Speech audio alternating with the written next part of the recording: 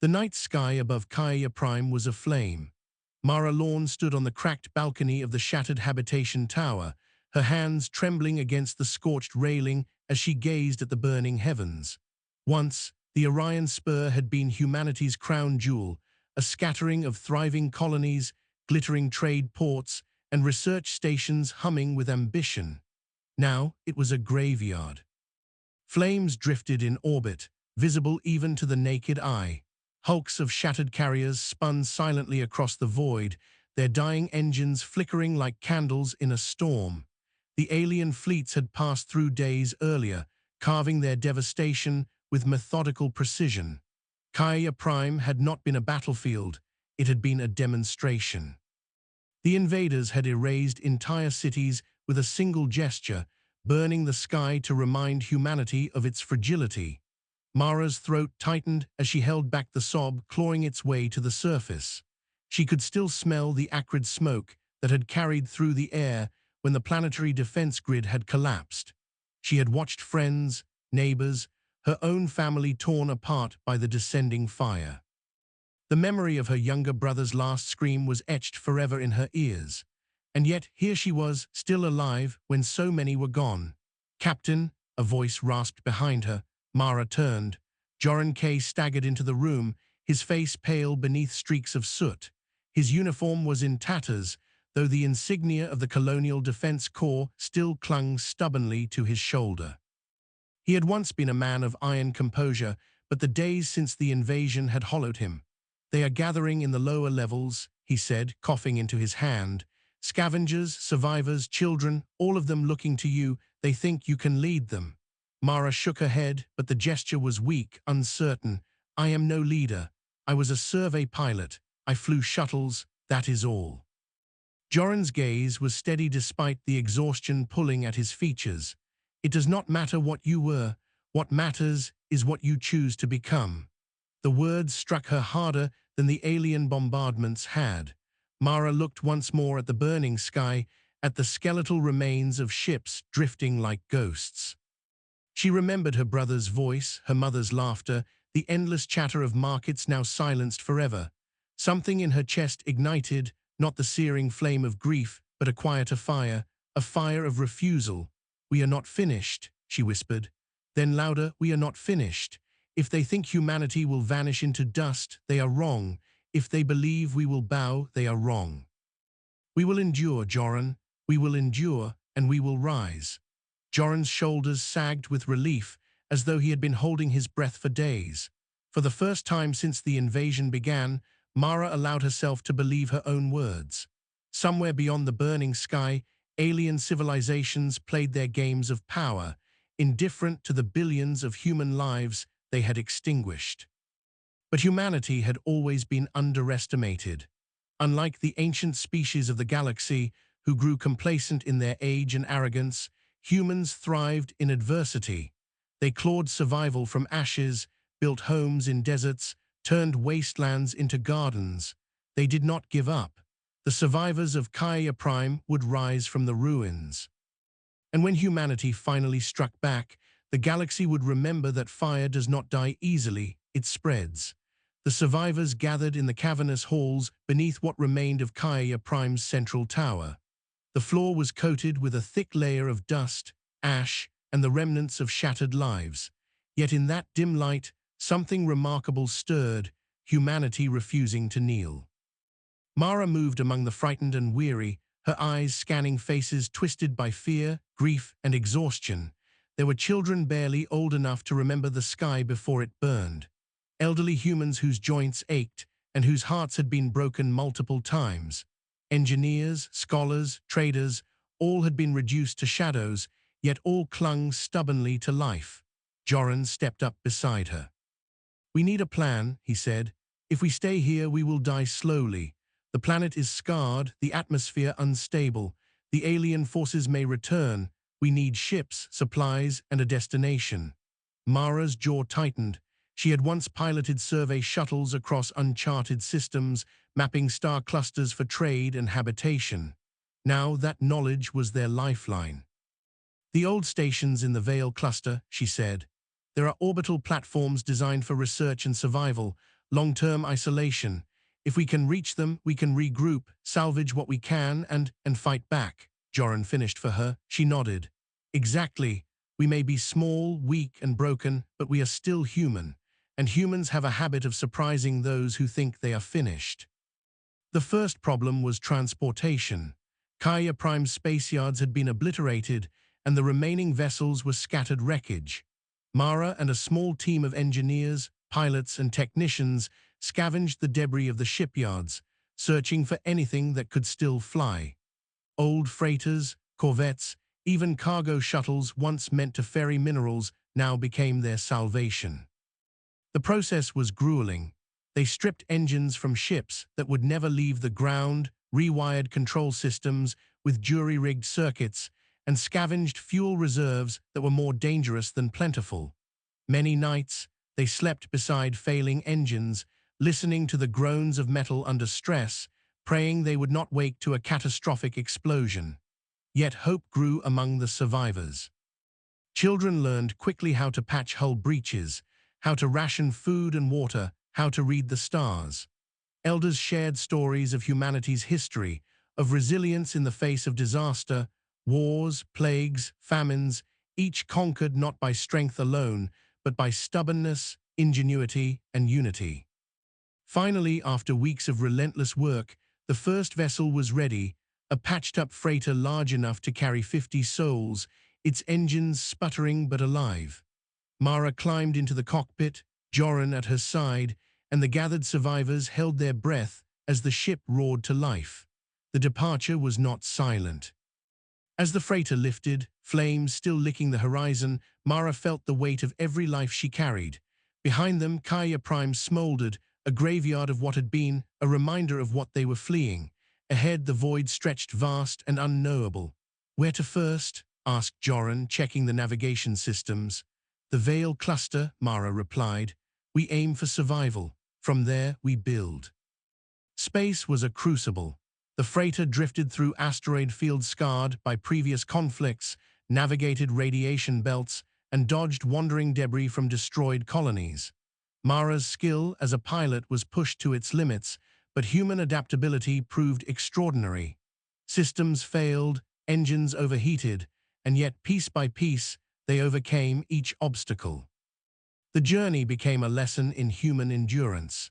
Each problem, each unexpected catastrophe was met with creativity and resolve.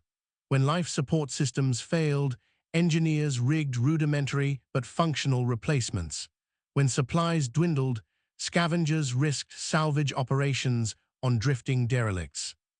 When despair threatened to fracture morale, Mara and Joran reminded the group of the simple truth. Humans survived because they refused to surrender. Weeks passed, and finally, the survivors glimpsed the Veil Cluster, its orbital stations glinting faintly against the darkness of deep space. They had reached safety for now, but safety was only temporary. Mara knew that. Humanity's greatest battles were not fought merely to survive. They were fought to assert that life, even fragile and beleaguered, was worth defending. And somewhere in the shadowed reaches of the galaxy, the invaders watched, underestimating humanity yet again. Mara's gaze hardened. We are not finished, she said to the gathered survivors. We will endure, we will learn. And one day, we will take back everything that was stolen from us. In that moment, amid the quiet hum of the orbital stations, humanity remembered its oldest lesson. It could not be broken. The orbital stations of the Veil Cluster were not luxurious. They were relics of long-abandoned scientific programs intended for research and observation rather than habitation. Yet for the survivors of Kaya Prime, they became a haven, a place to breathe, to rebuild, and to remember what it meant to be human. Mara walked through the corridors, her footsteps echoing against the metal walls.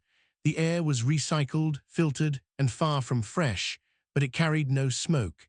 The survivors moved about with quiet purpose. Children played in corners under watchful eyes. Engineers repaired damaged systems, food synth modules hummed, producing more than meager rations for the first time in months. Joran joined her at the command hub, where star charts flickered on holographic displays. The invaders have left this sector mostly unguarded, he said. They do not see the Veil cluster as important. That is our advantage. Mara studied the maps. Their supplies were limited, their vessels fragile, and yet the potential for mobility across the cluster was enormous. We cannot wait for them to make the first move, she said. We have to show them that humanity survives, that we are not easy prey. Joran frowned. That is dangerous.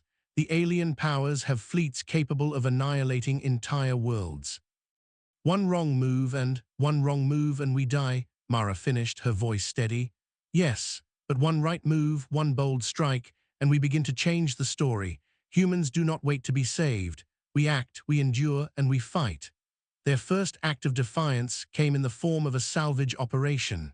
Mara led a small squadron of patched freighters to a nearby derelict mining station.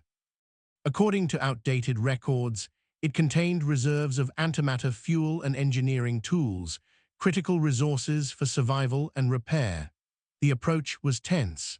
The station's automated defenses had long since failed, but the structure was riddled with hazards, decompression zones, collapsed corridors, and debris fields that could crush a freighter in seconds. Mara piloted the lead vessel with a precision born of desperation and instinct. Each maneuver was a dance with death. By the time the squadron docked, hours had passed, and the crew was exhausted, yet they emerged triumphant. The mining station's fuel storage was intact, and the engineering modules could be repurposed to strengthen their fleet. For the first time, the survivors tasted not merely survival, but victory. News of the operation spread quickly. Humans aboard the stations began to take pride in small accomplishments, repairing ships, mapping safe corridors through asteroid belts, and rediscovering technologies abandoned centuries ago. The spark of resistance burned brighter each day. Yet the galaxy outside the cluster remained dangerous. Scouts reported alien patrols moving through neighboring sectors, their intent unmistakable. The invaders underestimated humanity because they had never faced a species that refused to surrender in the face of hopelessness. It was a lesson Mara intended to teach them. Over the next months, the survivors transformed their small fleet into a mobile network of scouts, supply ships, and armed freighters.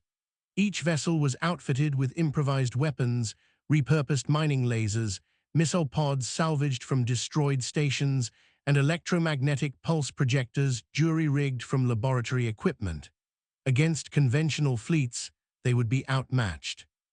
But against unsuspecting convoys, transports, and isolated patrols, they became deadly. The first successful strike came unexpectedly. A lone alien transport carrying precious supplies drifted through an unpatrolled corridor. Mara's squadron ambushed it, disabling its engines and forcing a surrender. Human boarding teams seized the cargo, fuel, provisions, and intelligence on alien operations. The victory was symbolic as much as practical. Humans cheered, children clapped, and elders allowed themselves a rare smile. But for Mara, it was the proof of something deeper. Strategy, courage, and ingenuity could turn weakness into strength. News of their defiance spread beyond the Veil cluster. Other human colonies, thought lost, responded with signals, covertly connecting with Mara's fleet. Humanity was no longer scattered, it was beginning to coordinate. A network of survivors emerged, small but tenacious, ready to push back against forces that had once seemed invincible. Still, Mara knew the stakes. One mistake, one fleet encountered unprepared, could wipe them out. Every maneuver required calculation, every operation demanded sacrifice. She slept little, planning raids, supply runs, and defensive strategies. Joran remained by her side, offering counsel and reminding her of the limits of endurance. Yet when she looked at her people, the survivors rebuilding the stations, repairing ships, and daring to dream of victory, Mara understood the truth of their strength. Humanity was not invincible, but it was unbreakable. Somewhere in the galaxy, the invaders would learn this lesson, and when they did, humanity would already be waiting. The void was silent, endless, and cold, yet within it, Tiny human vessels moved like sparks in a black sea, small but determined to leave a mark. Mara Lawn stood on the bridge of the Phoenix, a rebuilt freighter now bristling with salvaged weaponry, its hull scarred from countless engagements. She stared at the displays, tracking the movements of an alien fleet that had been sighted in the outer sectors of the Vale cluster. Joran K. approached, his face grim. "They are probing us, scouts, lightly armed but fast. They are testing our reach, our coordination." Mara nodded. "Let them come. If they underestimate humanity, it will be their mistake."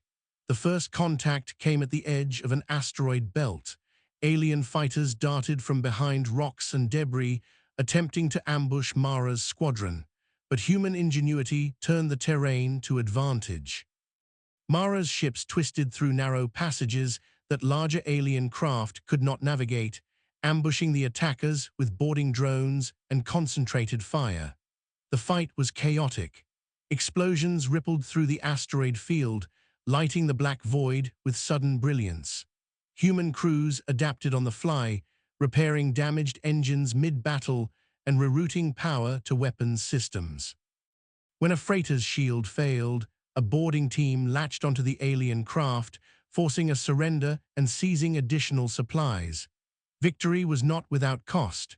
2 ships were lost, their crews honored with silent ceremonies in the rebuilt stations. Yet for every loss, humanity learned.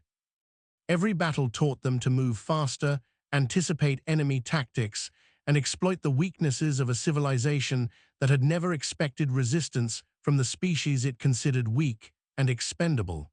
After the skirmish, Mara called a council among her captains and engineers. "We are not here merely to survive," she said. "We are here to show that humans do not yield." Every engagement, every salvage, every victory sends a message. Humanity will endure, and we will not be ignored. Plans began to form for a larger operation. Intelligence gathered from captured alien vessels revealed supply lines critical to the invaders' operations in the sector. Mara proposed a daring strike, a coordinated attack to sever communications and supplies, giving human colonies time to fortify and escape further destruction. The operation was unprecedented. Human ships, small in number, struck simultaneously at multiple points along the enemy's network. Mara piloted the lead vessel personally, navigating through treacherous debris fields and orbital mines. Engineers rerouted power mid-mission to reinforce weakened shields. Boarding teams captured key facilities, disabling communications before the alien reinforcements could arrive. By the end of the campaign, humans had achieved what many thought impossible.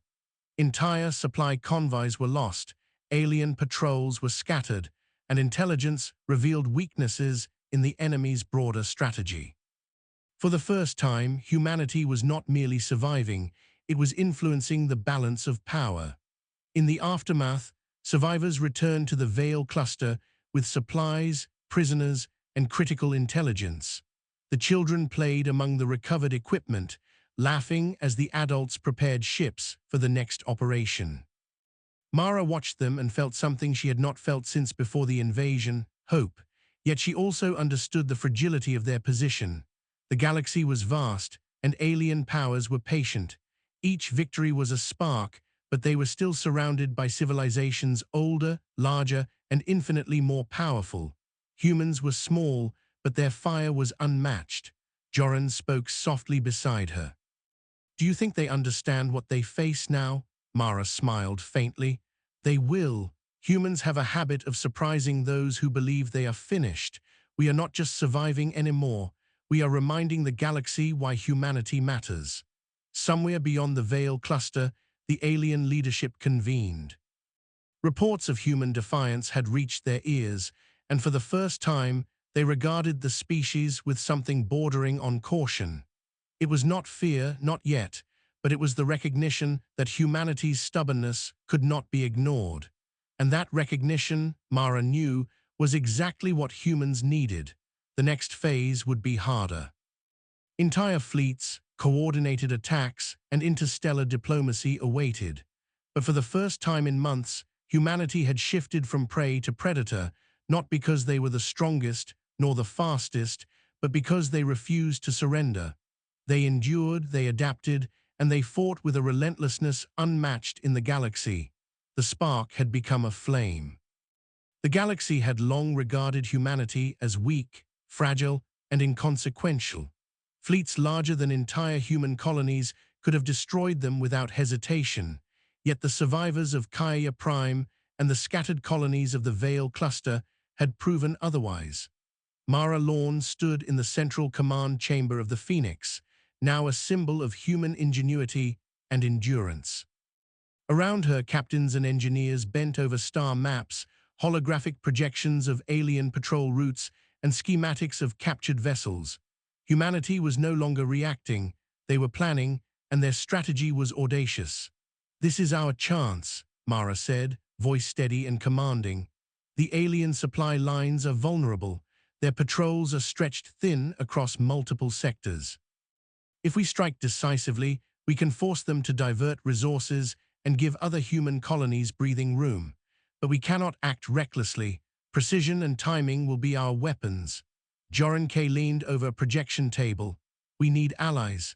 Alone, we are fast and cunning, but our numbers are still small. There are species in neighboring sectors who also chafe under their control. If we can reach them, we can multiply our strength exponentially." Mara nodded. "True, but they will not join easily. They have been subjugated longer than we have existed as a unified species. We will need proof that resistance works." The first step was a bold demonstration. Mara led a small strike fleet to intercept a convoy of alien warships escorting supplies between occupied sectors. Human engineers had modified every vessel with improvised weapons, railguns, repurposed missile systems, and experimental energy projectors. Each ship was small, maneuverable, and deadly in the right hands. The battle was unprecedented in scale for humanity. Ships darted through asteroid fields and debris clouds, using gravity wells and nebulae as shields. Mara piloted the Phoenix at speeds human reflexes should not have allowed, weaving through enemy fire while boarding teams struck crippled vessels. Despite being outnumbered, humans triumphed. The convoy was shattered, supplies captured, and alien communications disrupted. But the victory had consequences. The attackers now knew humanity was capable of more than mere survival. They would respond with force. Meanwhile, Joran and a diplomatic team reached out to neighboring species, showing evidence of the human strike and demonstrating that resistance could succeed. Slowly, allies began to emerge, small fleets, hidden colonies, and secretive engineers who had long dreamed of freedom. They joined the human effort, creating a coalition unlike any seen before. The humans and their allies coordinated raids across multiple sectors, systematically striking at supply lines, communication nodes, and forward bases. Each success was a lesson in innovation. Boarding teams used captured technology to bypass defenses, engineers improvised weapons that turned alien strengths against them, and pilots exploited maneuvering tactics no one had anticipated. The alien leadership, now aware of the human threat, mobilized larger fleets. Entire sectors saw the clash of civilizations, but humanity had learned the greatest lesson. Endurance, ingenuity, and adaptability were more potent than raw numbers or brute force. In one pivotal engagement, Mara's fleet faced an overwhelming force in the Lysara Nebula. Sensors were jammed, visibility was near zero, and alien ships converged from multiple vectors. Using an unorthodox strategy, humans navigated the nebula's gravitational anomalies to isolate enemy squadrons. Ambushes, feints, and coordinated boarding actions turned what should have been annihilation into a decisive victory. When the battle ended, Mara surveyed the aftermath. Human ships were damaged, some lost, but the enemy had been shattered. The victory inspired countless colonies, sparking resistance movements across occupied sectors. Humanity was no longer hidden or desperate. They were a rising force, a beacon of hope and defiance in a galaxy that had underestimated them. In the quiet moments after battle, Mara reflected on what they had achieved. They were few, scattered, and vulnerable, but human persistence had turned weakness into strength, fragility into fire. Every sacrifice, every improvisation, every daring maneuver had led to this moment. Joran approached her, expression weary but resolute. "They will come back, larger this time." Mara nodded. "Yes, but now humanity fights not just for survival, but for freedom. And the galaxy will remember that lesson." From the shadows of conquered and liberated systems, the whispers spread: humans endure, humans adapt, humans do not yield. And when the time comes, humanity strikes back with a ferocity that reshapes the very stars themselves. The first war of humanity had begun, not a war of conquest, but a war of resilience, of ingenuity, and of an unbreakable spirit that no fleet, no empire, and no invader could ever extinguish. The war had dragged on for years, though in human terms it felt like mere months. Every engagement taught lessons, every sacrifice sharpened strategy, and every victory, no matter how small, strengthened resolve. Humanity was no longer merely defending itself, it was shaping the course of the galaxy. Mara Lawn stood on the bridge of the Phoenix, gazing at the holographic map of the Vale cluster and the surrounding sectors. Red markers indicated enemy positions, blue markers human fleets and allied colonies. The contrast was stark. Humans were outnumbered, outgunned, and yet they held ground where no one believed they could. Joran K joined her, a data pad in hand. "We've mapped the enemy's logistics routes through the Zareth expanse. They rely on predictable patterns and choke points. If we disrupt these, we can cut their supply lines for months, maybe longer." Mara nodded.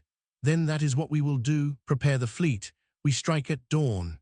The operation, codenamed Dawnfire, was unlike any humans had attempted. Fleets from scattered colonies converged, combining stealth ships, heavily armed freighters, and newly designed assault craft. Engineers had created weapons that used gravitational pulses to disable enemy propulsion, while boarding teams carried devices capable of shutting down entire sections of alien ships. Every ship, every crew, and every maneuver had been tested, refined, and synchronized. The first engagement occurred in the asteroid belt of Hellion Prime. Alien patrols moved predictably through the belt, scanning for anomalies. Mara's fleet emerged from the shadows of massive rocks, firing coordinated volleys of energy and missile attacks. Human pilots twisted and spun through tight corridors, dodging fire that would have destroyed larger, slower ships. Boarding teams seized critical systems, leaving alien ships drifting and powerless. Meanwhile, allied species contributed in unexpected ways. Engineers from the Cellari, a silicon-based species, introduced adaptive shield technology that could absorb and redirect enemy energy fire. Pilots from the Velari, a winged species accustomed to high-speed maneuvers, shared advanced aerial tactics adapted for space. Humanity was no longer acting alone. They were the spark that ignited a coalition of resistance. By the end of the Hellion engagement, dozens of enemy supply ships had been captured or destroyed. The disruption forced alien forces to divert massive fleets to the sector, thinning their presence elsewhere. Humans had achieved a decisive victory, but it came at a cost. Several ships were lost, and many crews carried scars, physical, emotional, and psychological. Yet these were not deterrents. Across the Vale cluster, colonies rallied. The news of Dawnfire spread like wildfire. Humans were not only surviving, they were winning. Ships were repaired faster than expected, recruitment increased, and previously isolated colonies reached out to join the coalition. Mara and Joran planned the next phase, strike deep into enemy territory, hitting command centers and communication hubs that controlled entire sectors. The aliens had assumed humans would remain reactive, hiding and scavenging. They were about to discover the opposite. The human fleet, now larger and more coordinated than ever, moved silently through a nebula known for distorting sensors. Every maneuver was calculated, every crew member aware of the stakes. Mara felt the familiar tension in her chest, the same she had felt in every engagement, but now it was tempered with confidence. Humans were no longer the hunted, they were hunters. When the fleet emerged from the nebula, the target came into view, an alien command station orbiting a barren planet. Shields glimmered with power, energy turrets bristled, and smaller patrol vessels swarmed nearby. Mara's voice rang over the comms. "Today, we remind the galaxy who we are. We strike together, we endure together, and we will prevail together." The battle that followed became legendary. Humans exploited every weakness, using the terrain, captured technology, and unconventional tactics to neutralize superior firepower. Boarding teams infiltrated the station, shutting down communications, disabling weapons, and capturing intelligence critical to the war effort. Alien forces, taken by surprise, could not respond effectively. When the dust settled, the station had fallen. Humans held the sector, alien supply lines were disrupted, and morale among the coalition soared. For the first time, humans were not merely surviving, they were shaping the galaxy according to their own ingenuity and determination. In the quiet aftermath, Mara stood among her crew. "This is only the beginning," she said. "We have proven we can fight. Now we must ensure the galaxy remembers that humanity does not break, does not flee, and does not surrender. Every battle we win, every alliance we forge, every challenge we overcome, they are proof that we endure." The human spirit had become a beacon, a force that no empire could ignore. Across countless stars, whispers spread. Humanity was rising. Humanity fought. Humanity would never yield. The war was far from over. Entire fleets awaited, alien empires regrouped, and the galaxy still loomed vast and dangerous. But the tide had turned. Humanity, small but unyielding, had proven that perseverance, ingenuity, and courage could defy even the most powerful adversaries. And as Mara looked at the stars, she knew one truth: the galaxy would never underestimate humanity again. The galaxy held its breath. Across dozens of sectors, human fleets, allied forces, and insurgent colonies had challenged the once-unquestioned dominance of the alien empires. Yet the final confrontation loomed. A coalition of alien superpowers, enraged and humiliated, had gathered their might to crush humanity once and for all. Mara Lorne stood on the Phoenix's bridge, flanked by Joran Kay and the coalition commanders. The star map before them glowed with the positions of approaching fleets. Hundreds of capital ships, tens of thousands of fighters, and massive orbital fortresses converged on a strategic system, humanity's forward base and the hub of interstellar operations. Joran's voice broke the tense silence. "They've brought everything. If we fail here, it will be extinction for every human colony and our allies." Mara's eyes hardened. "Then we do not fail. Humanity does not surrender. We endure, we adapt, and we fight beyond what anyone believes possible. Today, the galaxy witnesses what humans can do." The first strike came without warning. Alien dreadnoughts emerged from hyperspace, overwhelming outlying patrols. Explosions rippled across orbital defenses, lighting the void like a violent supernova. Yet humans were ready. Fleets maneuvered through asteroid belts, gravitational anomalies, and debris fields, turning the terrain into an ally. Fighters darted like swarms of hornets, striking at exposed enemy turrets and boarding alien vessels. Mara piloted the Phoenix at the heart of the battle, weaving through firestorms and debris. Boarding teams launched from multiple vectors, infiltrating enemy dreadnoughts, sabotaging engines, and turning alien firepower against itself. Every victory was earned through ingenuity, courage, and relentless coordination. Allied species contributed their unique skills. Celari engineers created adaptive shields that absorbed devastating energy barrages. Velari pilots executed high-speed maneuvers no human reflex alone could achieve. Together, humanity and its allies formed a force the galaxy had never anticipated. Hours passed like minutes, the battle raging across the void.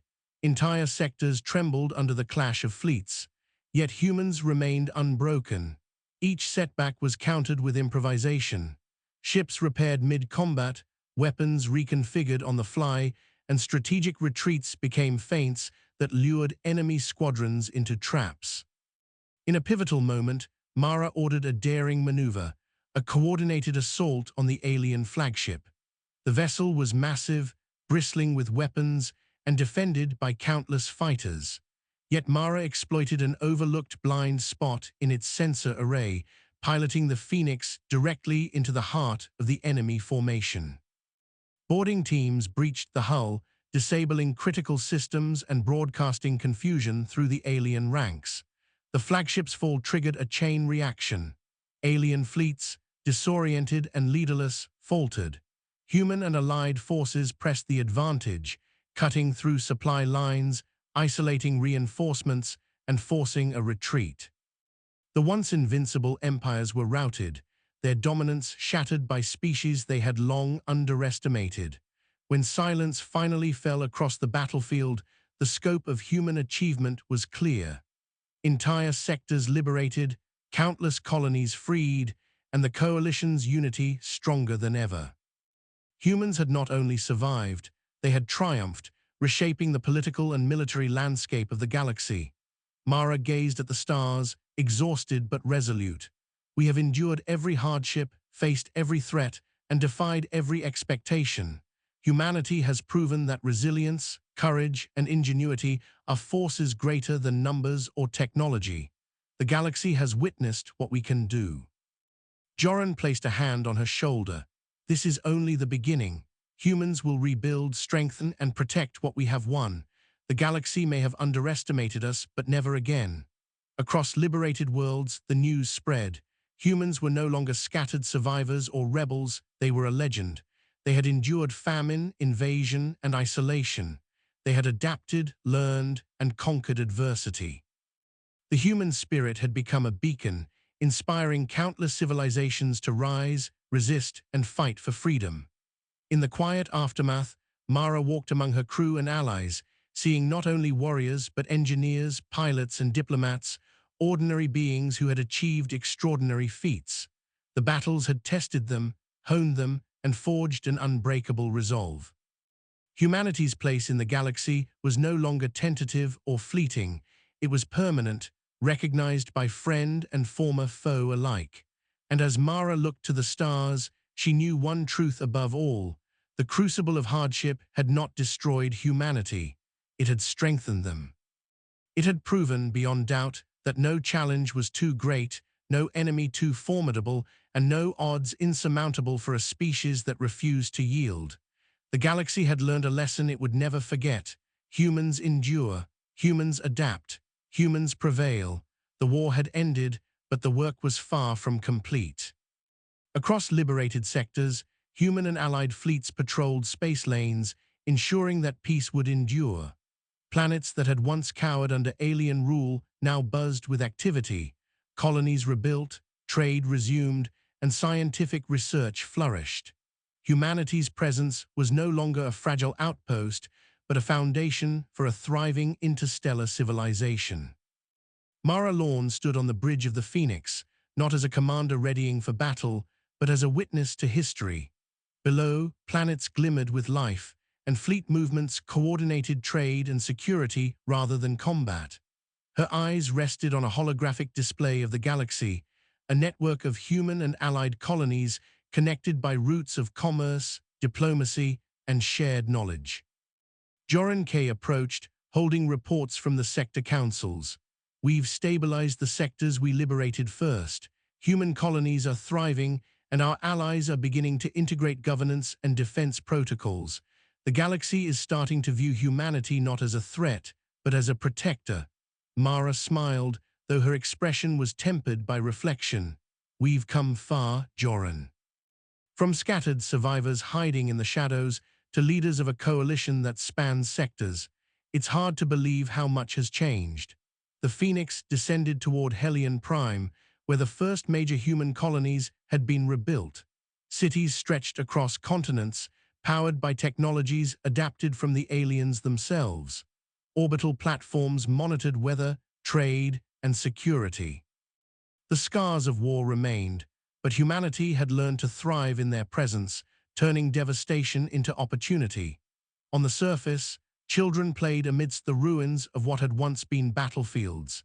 Educators taught them the history of human perseverance, the ingenuity that had turned near defeat into victory, and the courage that had inspired countless allies. Humanity's story became legend, proof that a determined species could rise from nothing to shape the fate of the stars. Across the galaxy, former enemies observed humanity with newfound respect. Alien civilizations, once convinced of human fragility, now sought cooperation and diplomacy. Trade agreements, research partnerships, and defensive alliances formed.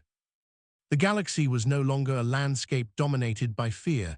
It was a network of mutual survival, driven in no small part by the humans who refused to surrender. Mara walked through one of the rebuilt cities, seeing engineers at work, pilots training, and scientists analyzing alien artifacts. Every effort reflected the core of human resilience: innovation, adaptation, and relentless determination. For every challenge faced, humanity had responded not with despair but with action. Joran joined her on a terrace overlooking the city. "Do you think they'll ever underestimate us again?" he asked. Mara shook her head, a faint smile crossing her face. "No, and if they do, we will remind them. Humanity does not yield, humanity endures, and humanity prevails." As night fell, the stars above shone brighter than ever. From scattered colonies to thriving worlds, humanity's influence spread across sectors, a testament to the species' ability to survive hardship, adapt to the impossible, and rise above even the most formidable foes. In every corner of the galaxy, the story of human courage became a beacon. They had endured famine, warfare, and oppression. They had faced adversaries far stronger, far older, and far more advanced. Yet through ingenuity, unity, and unbreakable spirit, humans had not only survived, they had become a force that would shape the galaxy for generations. And as Mara gazed at the stars, she knew that the human story was only beginning. The galaxy was vast, challenges remained, and new horizons awaited. But humanity had learned the greatest truth of all: no obstacle was too great, no enemy too powerful, and no odds too overwhelming for a species that refused to give up. The dawn of a new era had arrived, a galaxy where humans endured, humans thrived, and humans would continue to reach for the stars.